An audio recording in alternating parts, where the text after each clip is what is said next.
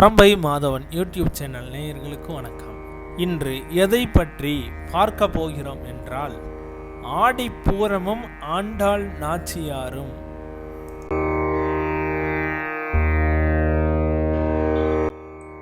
அன்னவயல் புதுவை ஆண்டாள் அரங்கற்கு பண்ணு திருப்பாவை பல்பதியம் இன்னிசையால் பாடி கொடுத்தாள் நற்பாமாலை பூமாலை சூடிக் கொடுத்தாளை சொல்லு சூடிக் கொடுத்த சுடற்கொடியே தொல்பாவை பாடி அருளவல்ல பல்வளையாய் நாடினி வெங்கடவர்க்கு என்னை விதி என்ற இம்மாற்றம் நாம் கடவா வண்ணமே நல்கு. ஆசை அன்பர்களே, வைகுந்தத்தில் தாயார் பணிவிட பண்ணி கொண்டிருக்கிறார். பெருமாளுக்கு 3 மனைவி, பூமாதேவி, ஸ்ரீதேவி, நீலாதேவி. இந்த பூமாதேவியானவள் பெருமாளுடைய திருவடியை பிடித்து கொண்டிருக்கும் போது ஒரு கேள்வி கேட்குறார். சுவாமி, உங்களுக்கு யாரை பிடிக்கும்னு கேட்குறார். ஒரு மனைவியானவள் தன்னுடைய கணவனிடம் உங்களுக்கு யாரை பிடிக்கும்னு கேட்டால் என்ன பதில் எதிர்பார்ப்பார்? உன்னை தான் பிடிக்கும்னு சொல்லணும்னு எதிர்பார்ப்பார். அதுதானே எதிர்பார்ப்பு. பகவான் அதை சூசகமாக தெரிந்து கொண்டு பகவான் என்ன சொன்னார்னா, என்னை பூமாலையாவும் பாமாலையாலும் என்னை வழிபடக்கூடியவர்களை எனக்கு ரொம்ப பிடிக்கும்ட்டார். தாயாருக்கு கோபம் வந்துருத்தோம். சதா சர்வ காலமும் நாம் பெருமாளுக்கு பணிவிடை பண்ணி கொண்டு இங்கே இருக்கோம். இவர் என்னன்னா, சாதாரண ஒரு பூமாலையினாலையும் ஒரு பாசுரத்தினால பாமாலையினாலும் பாடுறவங்களும் ரொம்ப பிடிக்கும்னுட்டாரே அப்படி என்று சொல்லி, நான் பூமாலை பாமாலை சாற்றி உங்களை வழிபட விரும்புகிறேன், உங்களுடைய மனதுக்கு பிடித்தமானவளாக மாற விரும்புகிறேன் என்று சொல்லி பூலோகத்தில் நான் பிறக்கலாம் என்று இருக்கிறேன் என்று சொன்னார்.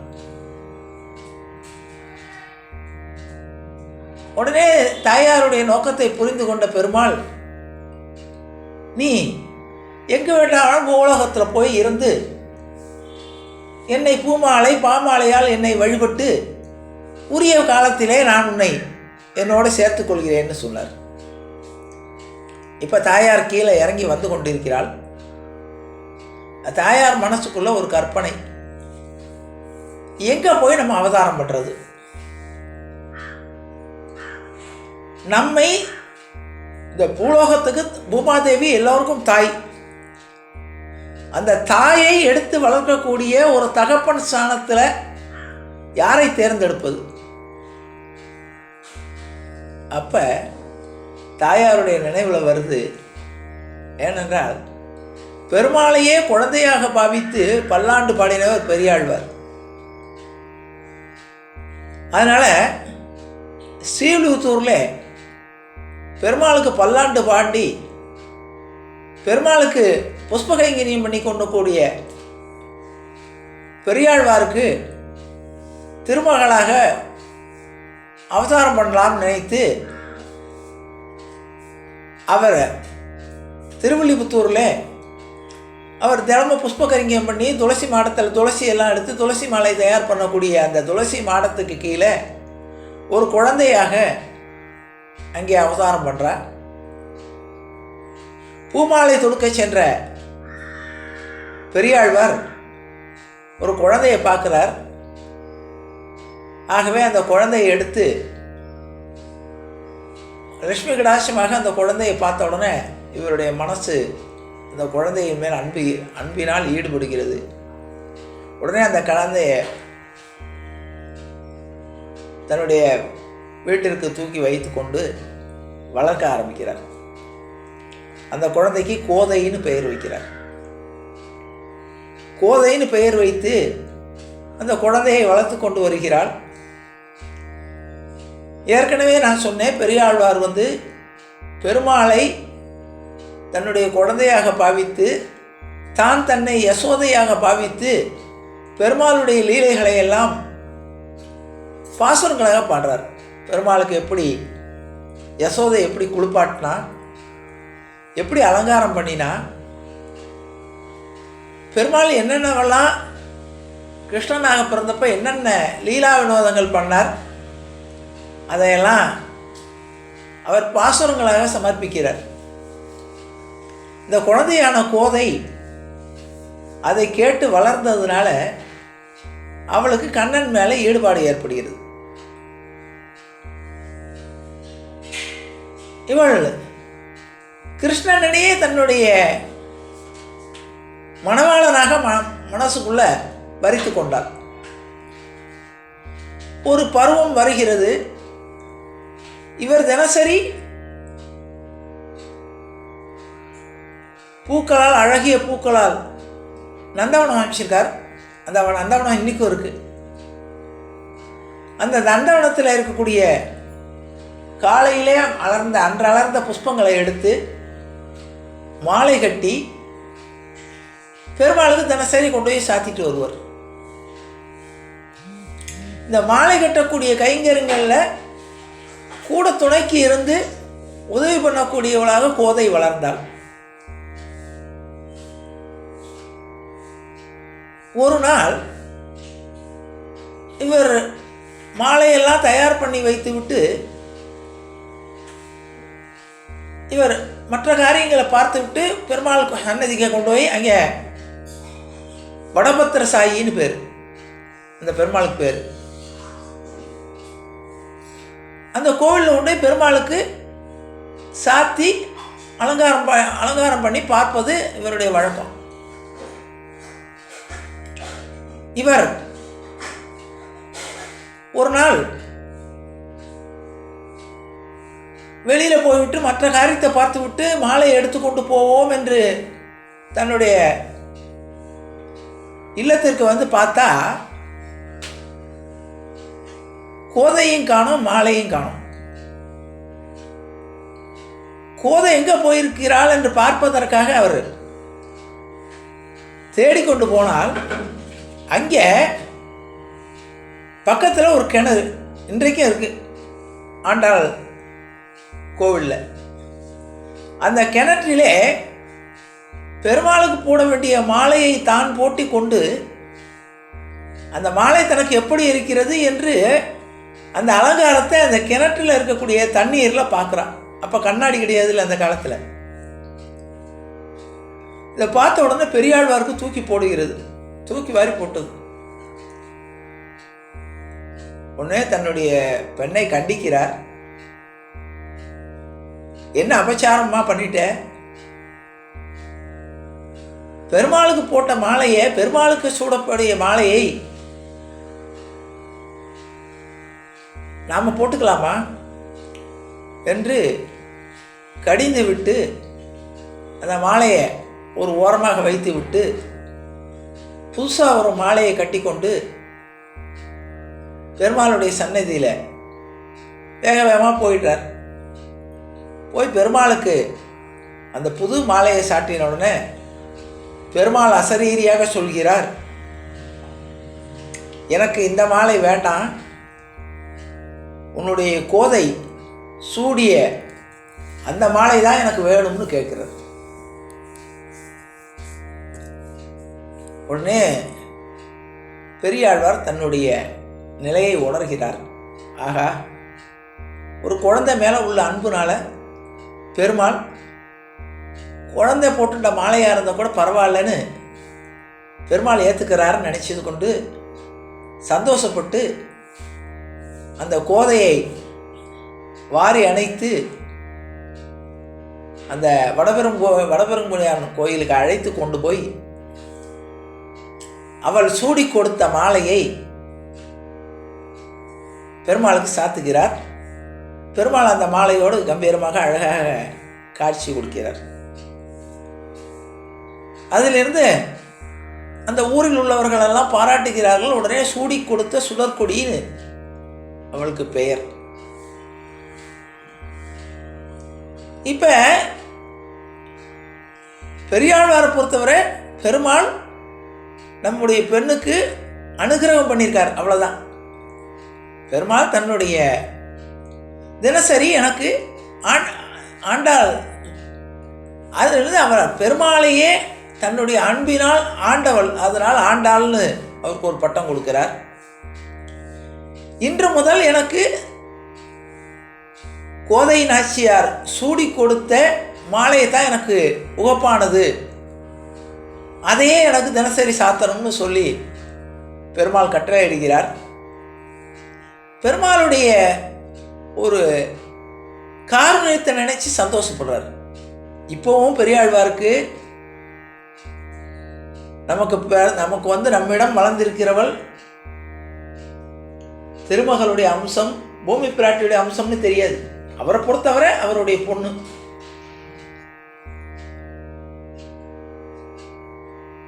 நாளொரு மேலையுமா பொழுதொரு வண்ணமாக தினமும் வளர்ந்து கொண்டிருக்கிறார். இவருடைய மனதுக்குள்ள ஒரு கற்பனை. என்ன கற்பனை என்றால், பெருமாளையே தான் திருமணம் செய்து கொள்ள வேண்டும். இதற்காக என்ன செய்கிறான்னு கேட்டால், இங்கே உள்ள பண்டிதர்கள்ட்ட கேட்குறான்,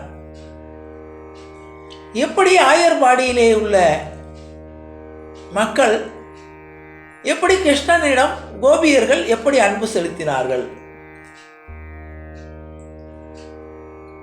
அப்ப அந்த பண்டிதர்கள் எல்லாம் சொல்லுகிறார்கள், காத்தியாயினி நோன்பு என்று மார்கழி மாதத்திலே நோன்பு இருப்பார்கள்.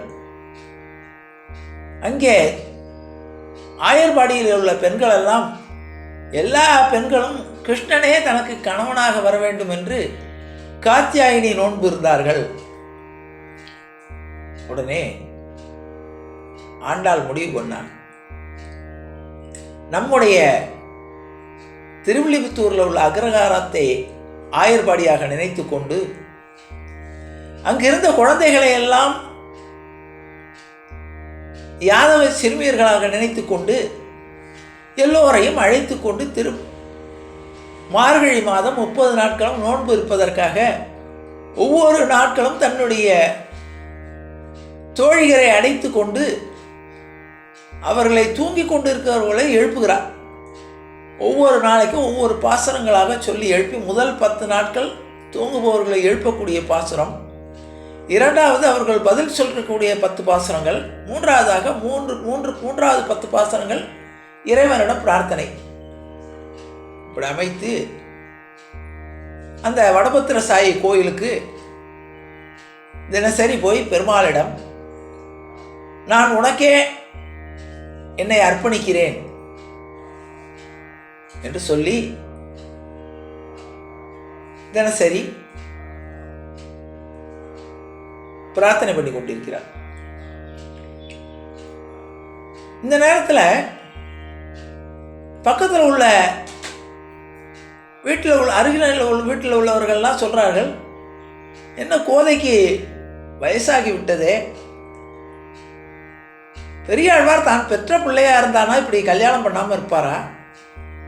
உரிய வயசில் ஒரு மாப்பிள்ளையை பார்த்து கல்யாணம் பண்ணி கொடுக்கணுமா வேண்டாமா அப்படின்னு சொன்ன உடனே அவர் கூப்பிட்டு, பெண்ணிடம் கூப்பிட்டு, அம்மா உனக்கு ஒரு நல்ல மாப்பிள்ளை பார்க்க இருக்கேன். அப்பொழுது கோதை பிராட்டி சொல்கிறாள், பேச்சுப்படி மானிடருக்கு வாழகில்லே நல்லேன். நான் மனிதனை, எந்த மனிதர்களையும் நான் மாநிலர்களை திருமணம் செய்து கொள்ள மாட்டேன். இவருக்கு தூக்கி வாரி போட்டுது. நாம பகவானை பற்றிய லீலைகளை சொன்னா, இந்த பொண்ணு நிஜமாவே பகவானை கல்யாணம் பண்ணிக்கிறேன்னு சொல்லி மனுஷர்களை கல்யாணம் பண்ணிக்க மாட்டேங்கிறதே, இதுக்கு பைத்தியம் பிடிச்சி போயிடுதோன்னு நினைக்க ஆரம்பிச்சிட்டார். அக்கம் பக்கத்தில் உள்ளவர்களெல்லாம் இந்த பொண்ணுக்கு பைத்தியம் பிடிச்சி விட்டது, எங்கேயாவது பெருமாளை கல்யாணம் பண்ணிக்க முடியுமா, பெருமாளை போய் கல்யாணம் பண்ணிக்கிறதேன்னு இந்த பித்து குளித்தனமாக இந்த பொண்ணு சொல்லுறது. இதை இந்த தகப்பனும் கேட்டுக்கொண்டு வேற ஒரு கல்யாணம் பண்ணாமல் மாப்பிள்ளை பார்க்காம இப்படி இருக்காரே என்று வருத்தப்பட்டு கொண்டிருக்கிறார். பெரியாழ்வார் வருத்தப்படுகிறார். இவர் தன்னுடைய தோழியிடம் சொல்கிறாள், இப்போ கனவு காண்றான் பெருமாளோட சேர்ந்து திருமணம் நடக்கிற மாதிரி. என்ன கனவு காண்றா தெரியுமா? வாரணமாயிரம் சூழ வளம் செய்து நாரணன் நம்பி நடக்கின்றான் என்றெதிர் பூரண பொற்குடம் வைத்து புறமெங்கும் தோரணம் நாட்ட கனா கண்டேன் தோழியினான். எப்படி ஒரு கல்யாணம்ங்கிறது எப்படி நடக்கும்ங்கிறத ஆண்டாள் நாச்சியார் கற்பனையிலேயே சொல்கிறான். மத்தளம் கொட்ட வரிசங்கம் நின்றூத முத்துடை தாமம் நிறைதாழ்ந்த பந்திற்கீழ் மைத்துனன் நம்பி மதுசூதன் வந்து என்னை கைத்தலம் பற்ற கனா கண்டேன் தோழியினான். இப்படி பெருமாளோட கண்ட கனவுகளை, திருக்கல்யாணம் நடக்கக்கூடிய காட்சிகளை அவளுடைய மனக்கண்ணில் கண்டு, அந்த மனக்கண்ணில் கண்ட காட்சிகளை தோழிகளிடம் சொல்லி வர்ணிக்கிறாள். அப்பா, நான் தனியாக இருக்கேன்னு சொல்லி எனக்கு ஒரு பொண்ணை கொடுத்தேன். ஒரு திருமகள் மாதிரி பாவிச்சு நான் இவளை வளர்த்தேன். இவளுக்கு இப்படி ஒரு பைத்தியகாரத்தனமான எண்ணத்தை கொடுத்து விட்டேயே, இவளை நான் எப்படி கரையேற்ற போகிறேன்?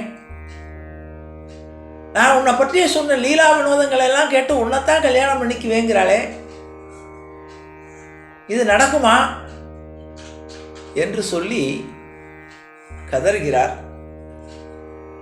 ஒரு நாள் இரவிலே பெருமாள் பெரியாழ்வாருடைய கனவுல காட்சி கொடுத்து, உன்னிடம் வளர்பவள் வேறு யாரும் இல்லை, என்னுடைய பத்தினியாகிய பூமி பிராட்டி தான்.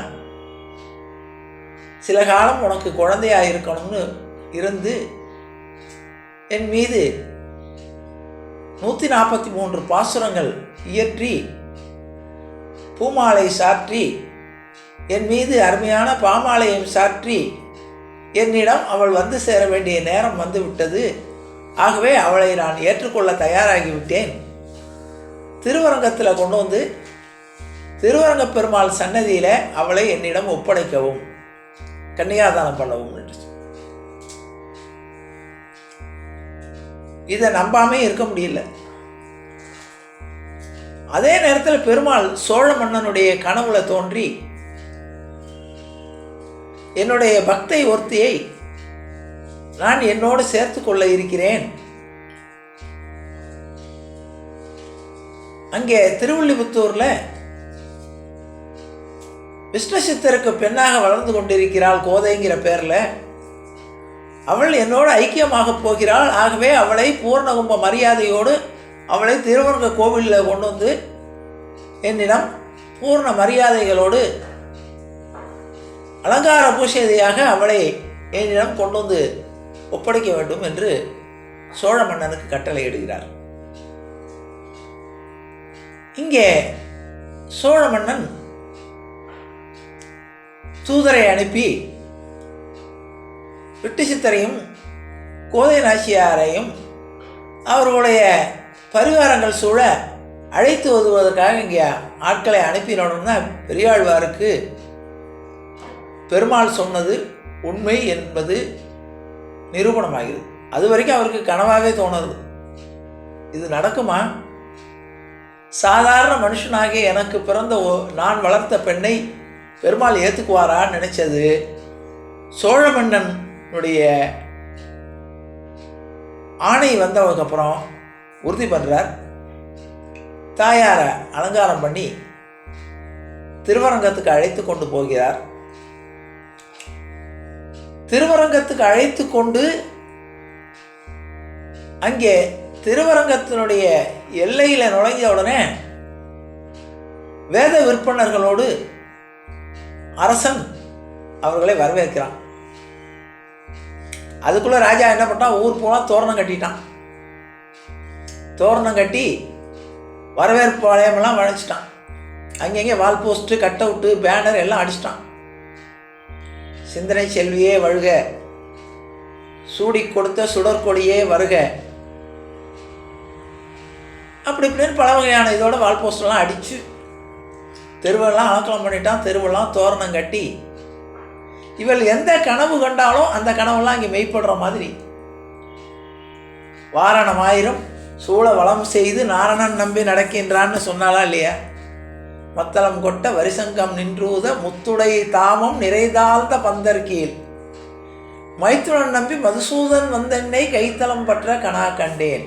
என்ன கனவு கண்டாலோ அந்த கனவு மெய்ப்படும் விதமாக ஊரெல்லாம் வண்ண விளக்குகளால் அலங்காரம் பண்ணப்பட்டு வேத விற்பனர்கள் வரிசிலை வாழ்முகத்து மார்தாம் வந்திட்டு எரிமுகம் பாவித்து எண்ணெய் முன்னே நிறுத்தி அறிமுகன் அச்சுதன் கைமேலன் கைப்பற்றி பொறிமுகம் தட்ட கனா கண்டேன் தோழியினான். வேத கோஷங்கள் முழங்க அவளை அழைத்து கொண்டு போகிறார்கள். பெரியாழ்வாருக்கு தான் காண்பது கனவா நனவான்னு தெரியல. ஏற்கனவே ஒரு முறை பெருமாள் கருட வாகனத்தில் காட்சி கொடுத்தார், பல்லாண்டு பாடினார். இப்ப தன்னுடைய தான் வளர்த்த மகளையே பெருமாள் ஏற்றுக்கொள்ளப் போகிறார். அதிலும் பூமி பிராட்டியே தன்னிடம் மகளாக வளர்ந்திருக்கிறார்னா அவரால் எப்படி இருக்கும்? அழைத்து கொண்டு போகிறார். திருவரங்கம் கோவிலுக்குள்ள அழைத்து கொண்டு போன உடனே ஒரு அருமையான காட்சி. திருவரங்கம் கோவிலுக்குள்ள சன்னதிக்குள்ள போயாச்சு.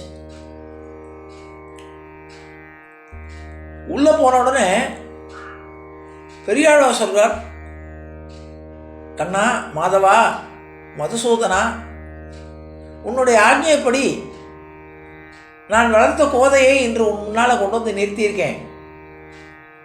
உன்னுடைய திருவுள்ளப்படி நீ அவளை ஏற்றுக்கொள்ள வேண்டும்னு சொல்றார். சொன்ன உடனே பெருமாள் அங்கே சிங்க மாதிரி நரசிம்மராக காட்சி கொடுத்தாங்க. பெரியாழ்வாருக்கு ஒரே ஆச்சரியமா போச்சு. என்னது, பெருமாள் எவ்வளவு அழகானவர், அலங்கார பிரியர்வர். ஆண்டாள் மெல்ல மெல்ல அடியெடுத்து ஸ்ரீரங்கம் ரங்கநாதருடைய சன்னிதானத்துக்குள்ள உள்ள போன உடனே பெருமாளோட ஐக்கியமாகி விடுகிறார். இப்ப பெரியாழ்வார் கதற ஆரம்பிச்சிட்டார். இதுவரை ஒரு பெண்ணை நான் வளர்த்தேன், திருமகள் திருமகள்னு சொல்லுவார்கள். ஒரு மகளை திருமகளாய் நான் வளர்த்தேன். மகாலட்சுமி மாதிரி எனக்கு கிடைச்சா ஒரே நிமிஷத்துல வந்து தட்டின்னு போயிட்டியேப்பா அப்படின்னு பெருமாள்கிட்ட கதறுகிறார். அதுவே நிறைய பாசுரங்கள் இருக்கும்.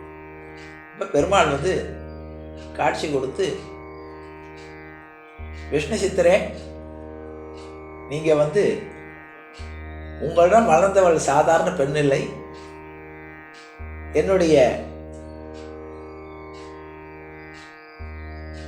பத்தினியாகிய பூமி பிராட்டி தான். ஒரு பிரார்த்தனையினால இந்த உலகத்தை உயிர்ப்பிப்பதற்காக, இந்த உலகத்தில் உள்ள ஜனங்கள் என்னை வழிபடுவதற்கு பாசுரங்கள் கொடுப்பதற்காக தானே ஒரு பூமியில் அவதாரம் பண்ணி இந்த ஜனங்களை உயிர்ப்பிப்பதற்காக பாமாலையும் பூமாலையும் சூட்டி என்னை வழிபடக்கூடிய முறையை உலகத்தில் உள்ள ஜனங்களுக்கு கொடுப்பதற்காக அவதாரம் பண்ணி அந்த உரிய நேரம் வந்தவுடன் என்னிடம் வந்து சேர்ந்திருக்கிறாள். நீங்களும் கொஞ்ச நாள் என்னுடைய கைங்கரியத்தை செய்து விட்டு நீங்களும் என்னிடம் வந்து சேருங்கள்னு சொல்லி அனுகிரகம்